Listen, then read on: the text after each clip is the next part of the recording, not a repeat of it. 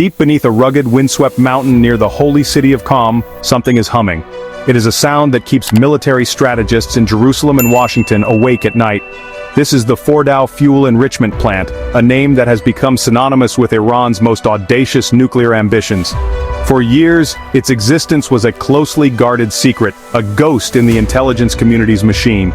It was only revealed to the world in 2009, not by a triumphant announcement from Tehran, but by the combined intelligence efforts of the United States, Britain, and France. The revelation sent shockwaves across the globe, confirming fears that Iran was building a nuclear facility seemingly designed to be invulnerable to attack. The very nature of Fordow's discovery underscored its clandestine purpose. It wasn't declared to international inspectors as required. Instead, it was built in stealth, carved into the earth with the clear intention of hiding its activities from prying eyes and satellite surveillance. This secrecy is a critical piece of the puzzle. For Israel, a nation that views an Iranian nuclear weapon as an existential threat, a hidden, fortified enrichment site represents a nightmare scenario. It is a place where Iran could potentially make a final covert dash toward a bomb, shielded from the world by hundreds of feet of solid rock and steel-reinforced concrete. The very secrecy of its construction tells a story of defiance and strategic planning. Imagine the sheer audacity of the project. While the world watched Iran's other known nuclear sites like Natanz, engineers were busy burrowing into the heart of a mountain. The location itself is significant, placing it near a base of the Islamic Revolutionary Guard Corps, an elite and powerful military force fiercely loyal to the regime. This adds another layer of formidable defense around the facility. The message sent by Fordow's construction was unambiguous. We will pursue our nuclear program, and we will build facilities so strong, so hidden, that you cannot stop us. This challenge was heard loud and clear, especially in Tel Aviv. Today, on this date, June 22, 2025, the questions surrounding Fordow are more urgent than ever. The site remains a focal point of international tension, a symbol of a deep and dangerous standoff.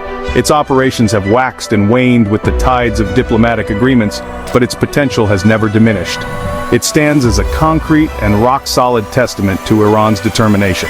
For Israeli leaders, Fordow is not just a collection of centrifuges spinning underground. It is a ticking clock buried deep within a mountain, and they are desperately searching for a way to silence it before it's too late.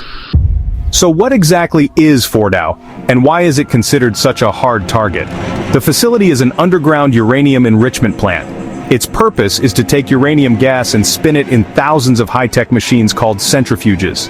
This process increases the concentration of the fissile isotope U-235. At low enrichment levels, the uranium can be used to power a nuclear reactor for electricity, but if enriched to 90% or higher, it becomes weapons-grade material, the critical ingredient for a nuclear bomb.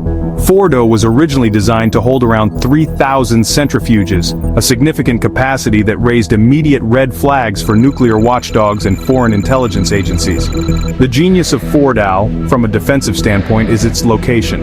It's not just underground. It is buried approximately 260 to 300 feet, about 80 to 90 meters, beneath a mountain. This is not just a layer of dirt, it's a massive shield of solid rock and earth, reinforced with thick layers of concrete. Standard aerial bombs, even powerful ones, would simply detonate on the surface or penetrate only a few feet, leaving the core of the facility completely unharmed. It was engineered with one primary goal in mind: to withstand a conventional military airstrike. This makes it a fortress of the highest order, a modern-day citadel designed to protect Iran's most sensitive nuclear work. This strategic placement renders it immune to the capabilities of most air forces in the world. Israel, despite possessing a highly advanced and capable military, does not have a conventional weapon in its arsenal that can reliably penetrate that deep and destroy the facility. Their bombs could damage the entrances and surface buildings, perhaps sealing the facility for a time. But they could not guarantee the destruction of the centrifuges spinning far below. This operational limitation is a source of immense frustration and concern for Israeli military planners, who believe that a credible military threat is essential to deterring Iran from building a bomb. Furthermore, the facility is compact and compartmentalized, making it difficult to disable completely, even if a weapon could reach it. The tunnels and chambers are designed to contain damage, meaning a single successful hit might not be enough to neutralize the entire operation. Iran has also surrounded the site with a dense network of air defenses, including surface-to-air missile batteries, creating a dangerous environment for any attacking aircraft.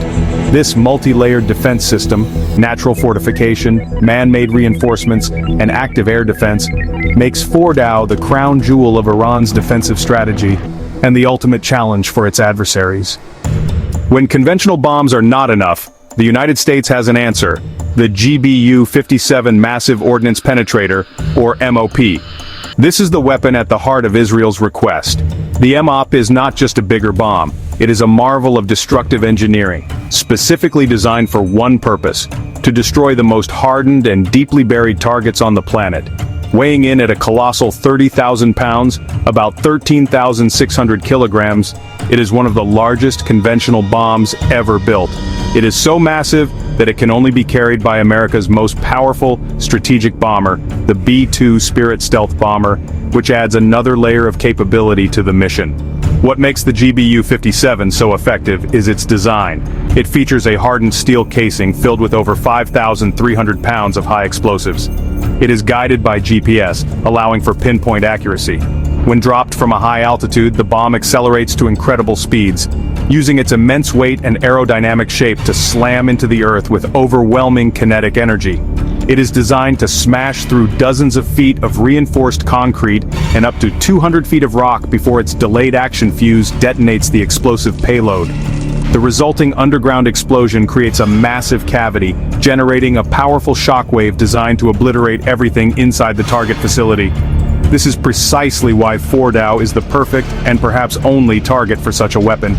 While other bombs would be stopped by the mountain's rock, the GBU-57 is built to treat that rock as just another obstacle to be punched through. The United States has continued to upgrade the MOP over the years, enhancing its penetrating power and its smart fuse technology to ensure it detonates at the optimal depth to cause maximum destruction. For Israeli officials, the GBU-57 represents the only key that can unlock the Fordow fortress. It is the one weapon that could turn their military threat from a bluff into a credible and terrifying reality for Tehran. Israel does not possess a weapon with this kind of earth-penetrating capability, nor does it have the B-2 stealth bombers required to deliver it effectively through Iran's sophisticated air defenses. This technological gap is why Israel's gaze turns to Washington. They argue that if diplomacy fails and Iran is on the verge of acquiring a nuclear weapon, the United States is the only nation with the power to surgically remove the threat posed by Fordow.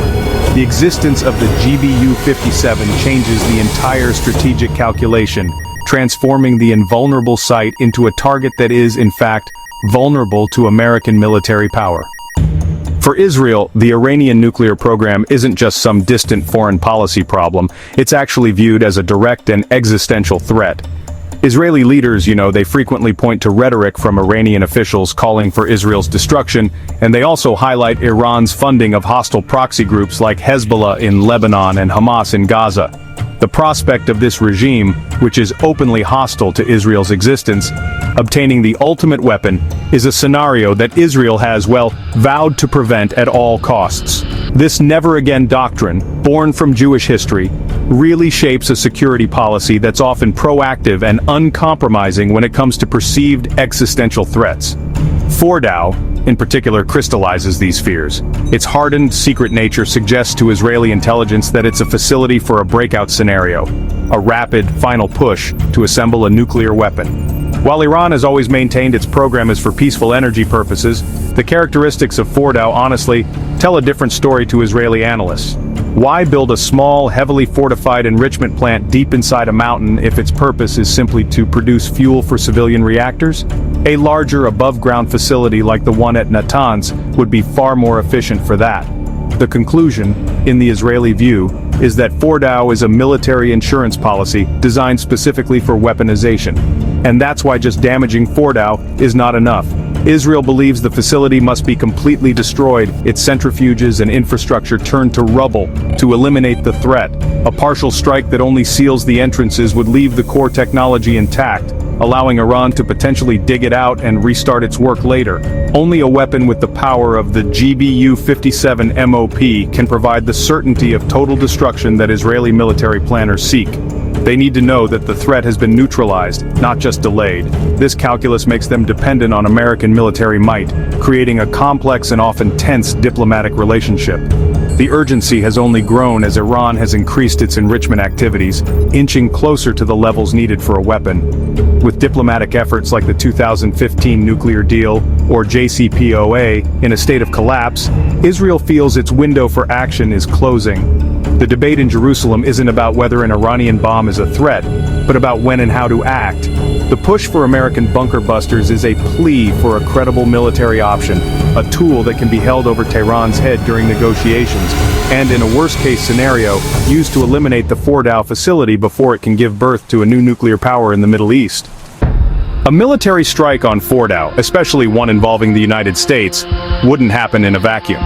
It would be an act of war with immediate and, honestly, potentially catastrophic consequences for the entire Middle East. Even a successful surgical strike would almost certainly trigger a furious and multi-pronged retaliation from Iran. Tehran has spent decades building a network of proxy forces across the region, from Hezbollah in Lebanon to militias in Iraq and Syria, and the Houthis in Yemen. These groups, armed with tens of thousands of rockets and missiles, could be ordered to launch attacks against Israel and U.S. military bases throughout the region. The retaliation wouldn't be confined to proxies. Iran could directly launch its own formidable arsenal of ballistic missiles at targets in Israel and U.S. installations in the Gulf. It could also attempt to close the Strait of Hormuz, which is this narrow waterway through which about a fifth of the world's oil supply passes. Such an action would send global oil prices skyrocketing and could draw other nations into the conflict, turning a targeted strike into a full-blown regional war. The human and economic costs of such an escalation would be immense, destabilizing a region that's already, a tinderbox of unresolved conflicts and ancient rivalries. This is the high-stakes gamble that policymakers in Washington must weigh. While they share Israel's concerns about a nuclear-armed Iran, they're also acutely aware of the risks of military action. A war with Iran would be far more costly and complex than the recent conflicts in Iraq or Afghanistan. It would pit the U.S. against a large, unified nation with a capable military and a deep-seated willingness to endure hardship in what it would frame as a defensive war against foreign aggression. The potential for a long, bloody, and unpredictable conflict is a powerful deterrent against launching a preemptive strike. Ultimately, this is why diplomacy, for all its frustrations and setbacks, remains the preferred path for the United States and many of its allies. The hope is that a combination of crippling economic sanctions and a credible threat of force can compel Iran to return to the negotiating table and agree to verifiable limits on its nuclear program. A peaceful resolution would avert a devastating war and achieve the goal of preventing a nuclear Iran. Yet, as Fordow's centrifuges continue to spin deep beneath the mountain, the question of what happens if diplomacy fails hangs heavy in the air, leaving the world to watch and wonder which path will be chosen.